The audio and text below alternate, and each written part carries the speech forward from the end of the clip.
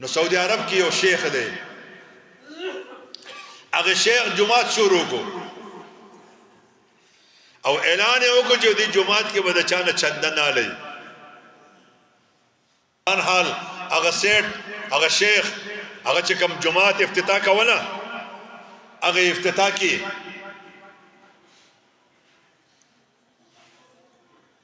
دنیا مشایخ دنیا خلق راوخته دي هغه چې کله افتتاح راغی نو ساره دا انجنیر راغو چې ما ته وینا کړې و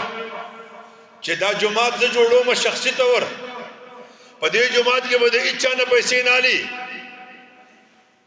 هغه انجنیر ورته وایي چې ما خو به دې کې د اچا نه پیسې نه دی اغستې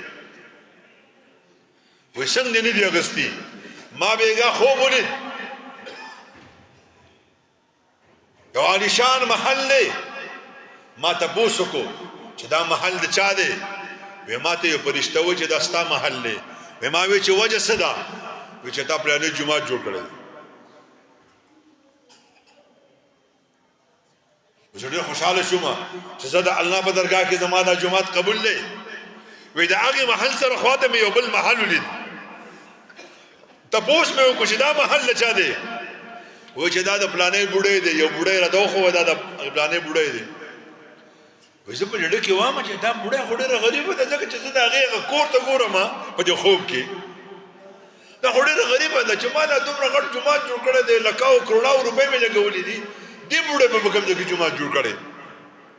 وې ما ورته چې داسې چل کړی دا دومره غټ محل ورته میلاویږي وې چې ستا په جومات کې چنده ورکړې ده دغه انجینر سے وای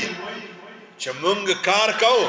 دی بوډۍ سره په لاس کې یو بالټي وو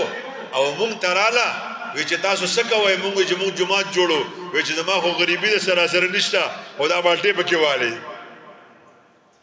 مونږ چې بالټي خو څه قیمت نه لري چې مونږ ته واغسو په کار به شي چرته سلګاو روپۍ نه دي چې سیټ ټن بیا کاریږي زما عزیزانو زمونږ رب باندې